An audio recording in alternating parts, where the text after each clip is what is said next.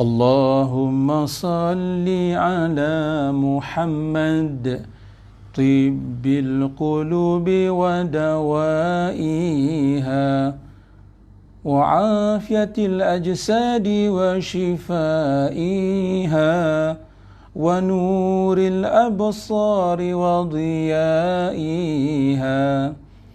Allahumma salli ala Muhammad tibbil qulubi wa dawaiha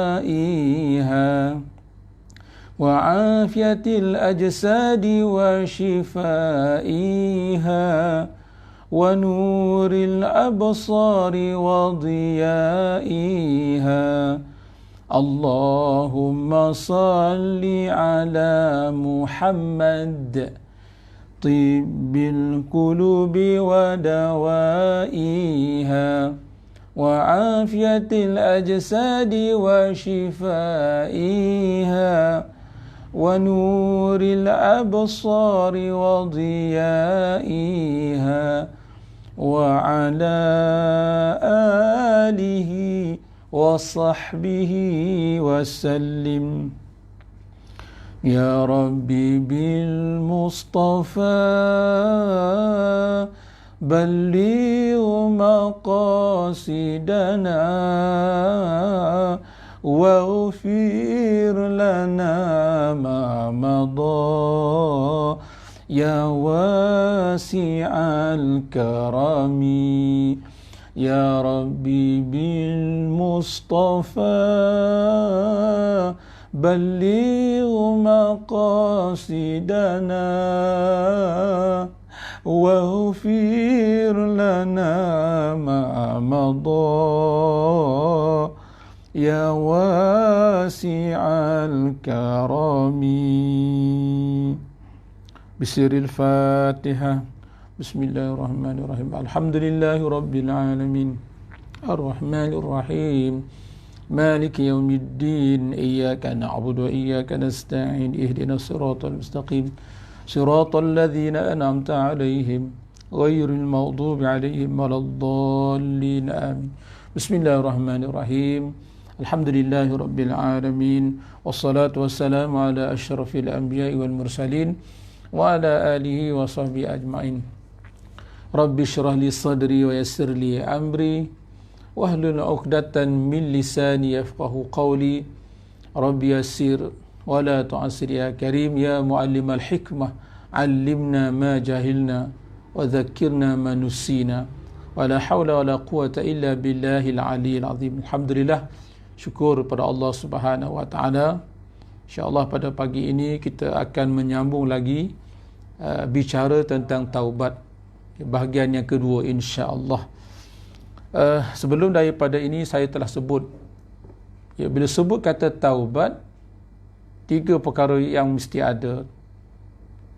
Tonggaknya tiga. Pertama ialah ilmu, yang keduanya ialah penyesalan ataupun kekesalan yang amat sangat yang mendalam, yang ketiganya ialah al-azmu dan keazaman, al-qasd kesengajaan untuk meninggalkan dosa dan maksiat yang telah dilakukan.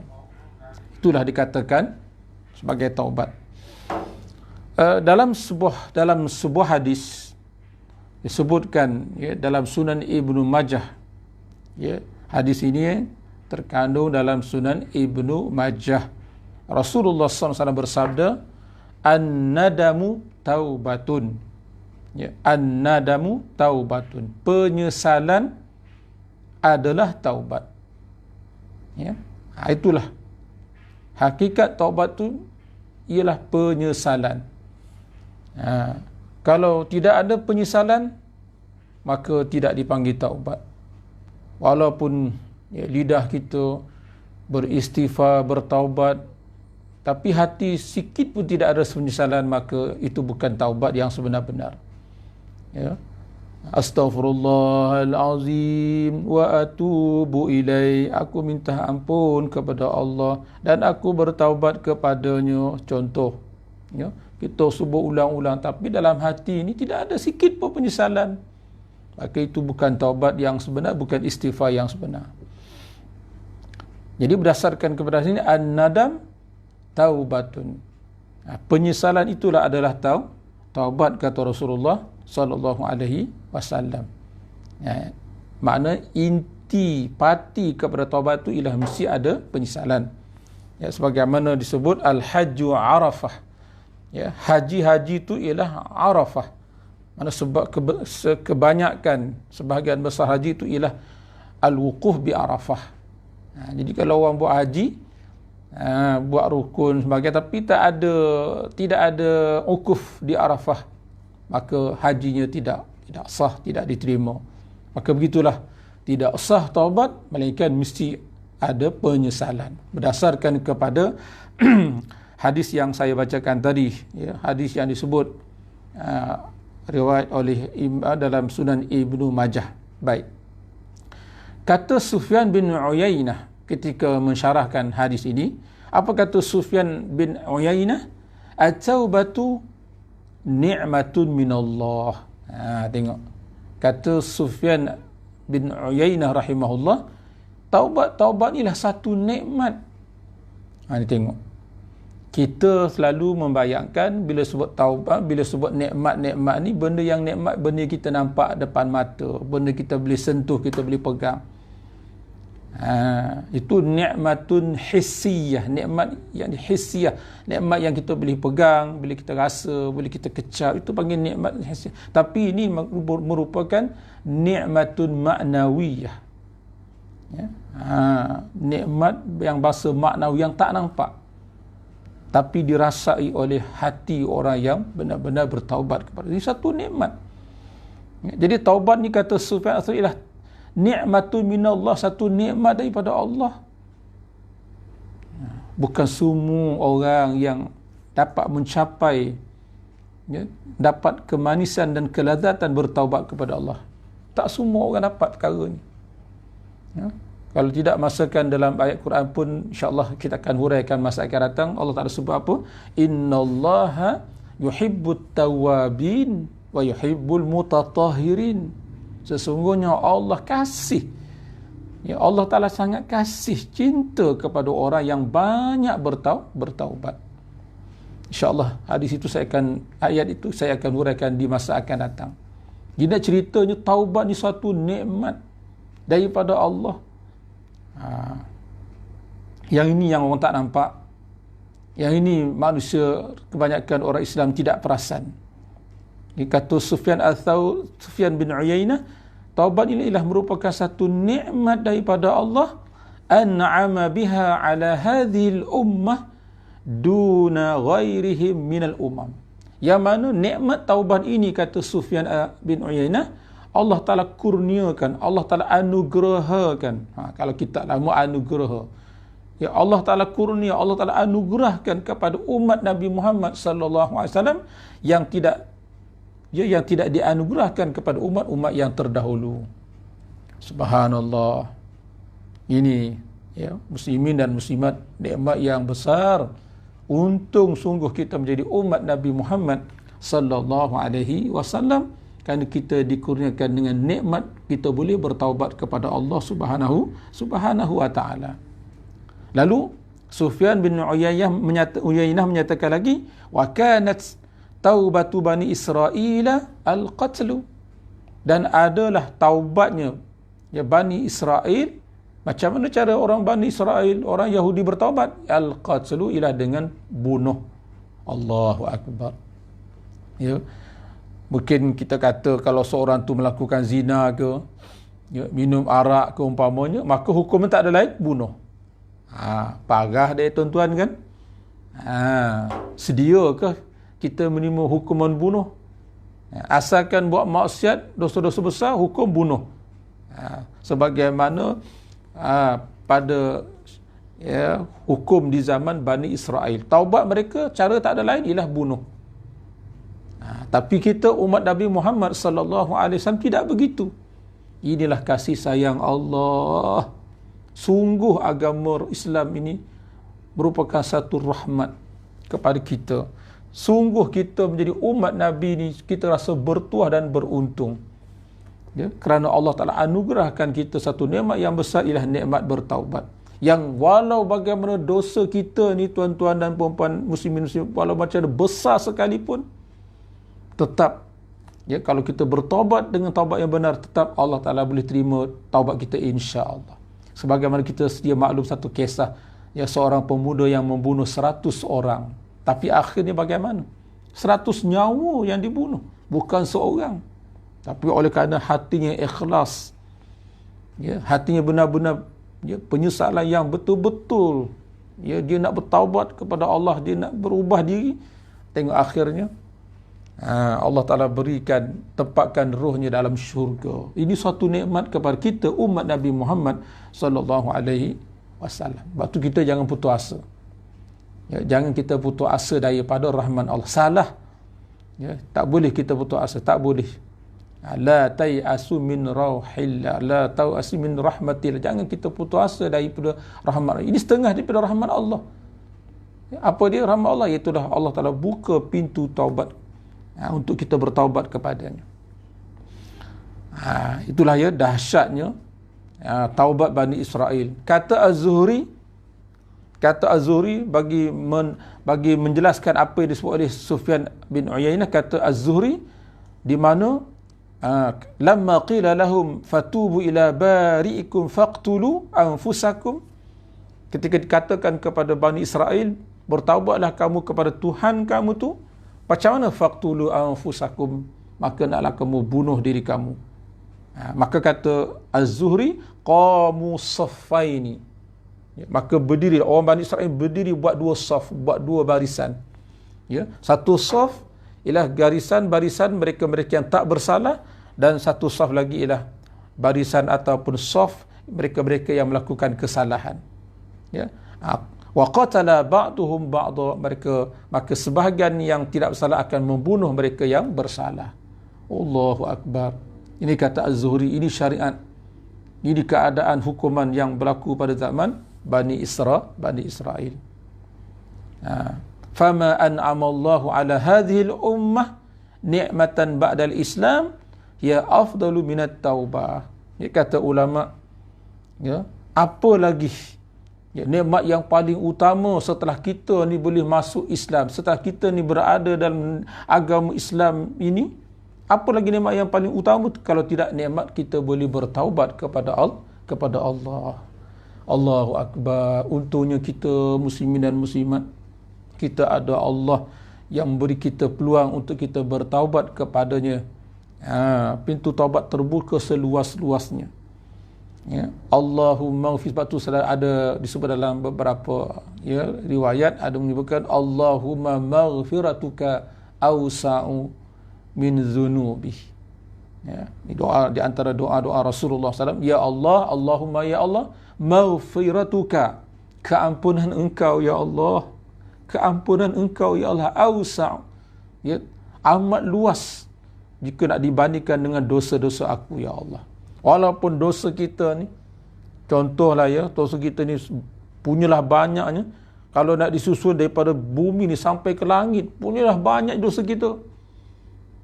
Namun ingat, maghfiratullah, maghfirah Allah, keampunan Allah jauh lebih luas daripada itu.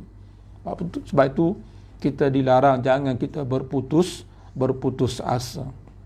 Selagi hayat di kandung badan, selagi itu kita masih berpeluang untuk bertaubat kepada Allah Subhanahu wa taala. Jelas inilah nikmat yang besar yang diberikan oleh Allah Subhanahu wa taala kepada kita. Jadi berdasarkan kepada hadis ini, an-nadamu taubah. Penyesalan itulah intipati pada taubat. Itulah dalam hadis, dalam kitab Faidul Qadir dan dalam kitab Syu'abul Iman karangan Imam Al-Baihaqi ada mendatangkan satu hadis, apa disebut? Man akhta'a khati'atan aw adnaba dhanban thumma nadima fahuwa kafaratuh. Dengar hadis ini, masya-Allah. Barang siapa yang melakukan satu kesalahan, man akhta'a khati'atan, dia melakukan satu kesalahan, aw aznaba dzamban, ataupun dia buat satu dosa. Bila dia buat salah, bila dia buat dosa, kemudian thumma nadiba, dia menyesal, ya Allah, kenapalah aku buat macam ni, ya Allah, ya, kenapa aku lakukan ini, ya Allah. Dia betul-betul menyesal, ya, fahuwa kafaratuhu, maka dengan penyesalan yang betul-betul daripada hati itu sudah menjadi satu kifarat, sudah boleh menghapuskan satu kesalahan atau satu dosa yang dia telah lakukan. Maka hadis yang kedua ni sebagai nak menyokong hadis yang pertama tadi, an-nadamu taubatan. Jadi walhasil pokoknya orang yang nak bertaubat, ya, mestilah syarat utama taubat itu mesti ada penyesalan. Baik. Taubat, apa makna taubat? Taubat ni lughatan ar-ruju', kembali, ya. At-taubat taba yatubu ay raja'a, kembali. Kembali kepada fitrah asal kita. Ya, asalnya kita ni tidak ada dosa. Asalnya kita ni tidak buat salah. Tapi oleh kerana terpengaruh dengan kawan-kawan, dengan hawa nafsu, dengan bisikan syaitan, ya, kita pun terangsang untuk nak buat maksiat. Nak buat macam mana, kadang-kadang kita tak mampu. Kita tahu benda tu salah, benda tu berdosa, tapi oleh kerana kita tak ada kekuatan, kita kalah dengan bisikan nafsu kita, na'udzubillah. Maka taubat tu ialah untuk kita kembali kepada asalnya, yang kita ni asalnya tidak buat dosa. Itu segi bahasa, ya, kembali kepada asal sebelumnya tidak buat maksiat. Inna litaubati arkanan, bagi taubat itu ada rukunnya. Yang pertama, al-iqla' fil hal, ini yang pertama, ya. Rukun taubat yang pertama kata ulama, al-iqla' fil hal. Kalau bahasa jompo lah, bahasa ni semua kata iqla' ni mana tinggal terus, ya, tinggal terus. Jangan dibuat lagi, takkan buat dah sampai bila-bila, ya, al-iqla' fil hal, tinggal terus. Kalau boleh kita berhijrah, kita hijrah lah, tak naklah duduk situ lagi. Misalnya al-iqla' fil hal, kena tinggal terus. Itu rukun yang pertama. Yang kedua, wan nadam ala ma madha, dia mesti menyesal dengan sesalah yang amat-amat sangat di atas dosa yang dia telah lakukan. Ya Allah, ya, sudah tentulah bila penyesalan yang daripada hati yang tulus benar, takut pada Allah, haram, insya-Allah air mata taubat pasti akan mengalir. Ya, orang yang bertaubat ni disebut dalam hadis, dua mata yang tak disentuh oleh api neraka, kan. Ainani la tamassuhuman nar. Ini disebut dalam hadis yang lain, dua mata yang tidak akan disentuh oleh api neraka. Antaranya apa? Ainun bakat min khasyatillah. Ya, mata yang menangis kerana takutkan Allah. Ya, ainun, ya, bakat, mata yang menangis min khasyatillah, kerana takutkan Allah Ta'ala. Ya, bertaubat bersungguh-sungguh kepada Allah dengan air mata taubat, dengan air mata penyesalan. Malah, mohon maaf saya kata, seseorang yang tidak benar-benar bertaubat kepada Allah dengan taubat nasuha, ya, pada adatnya dia tidak akan dapat mengecapi kemanisan dan kelazatan dalam beribadah kepada Allah. Ya, dengar, ya, muslimin dan muslimat, ayah anda bunda yang saya kasih sekalian, saya nak ulang, ya, seseorang yang tidak benar-benar bertaubat dengan taubat nasuha, dengan sebenar-benar taubat, maka pada adatnya dia tidak mungkin dapat mengecapi kemanisan dan kelazatan berhubungan dengan Allah. Sembahyang tidak rasa nikmat, berzikir pun tidak rasa, ya, menyeronokkan, buat apa, buat taat pun buat dalam keadaan, ya, bukan dengan rasa cinta, tapi dengan rasa terpaksa dan sebagainya lah. Sebab itulah, ya, taubat ni sangat-sangat penting. Malah, ya, taubat ni merupakan kewajipan, ya, bukan benda yang sunat, bukan benda harus, bukannya benda fardu kifayah, tapi fardu ain ke atas kita semua. Wajib kita bertaubat kepada Allah Subhanahu wa ta'ala. Jadi rukun yang pertama apa dia tadi? Al-iqla'. Tinggalkan terus. Tinggalkan segera. Jangan tangguh-tangguh lagi. Ya. Yang kedua ialah penyesalan. Ya, yang sangat mendalam. Dan yang ketiga ialah al-azmu ala alla ya'uda fil mustaqbal. Dia berazam dan dia nekat, dia tekad sungguh-sungguh dia tidak akan kembali melakukan semula dosa yang sama pada di masa akan datang. Dia tak akan buat dah sampai bila-bila. Inilah ya, rukun bagi taubat. Sebab itulah saya sebut awal-awal dah ya. Dalam masalah taubat ni kita mesti ada ilmu biar kita faham betul-betul. Jangan bila kata taubat kita pun taubatlah. Macam mana cara, apa rukun kita tak tahu. Apa benda yang penting dalam taubat kita tidak tahu. Maka kalau begitu bagaimana Allah Ta'ala nak terima taubat kita? Jadi itulah untuk kali ini perkongsian saya, bagi saya ringkas saja untuk kali ini, tidak mengapa. Ambil buat note, buat catatan dan minta ya, jika sekiranya apa yang dikongsikan ini dapat bermanfaat kepada semua orang, sila kongsikan, insya-Allah. Mudah-mudahan kita dapat kebaikan daripada apa yang kita kongsikan, insya-Allah. Setakat itu dulu, wallahu alam. Aqulu qawli hadza wa astaghfirullahal azim li wa lakum. Wassalamualaikum warahmatullahi wabarakatuh. Tubna ya Allah, tubna ya Allah. Sama-sama kita melantunkan istighfar taubat.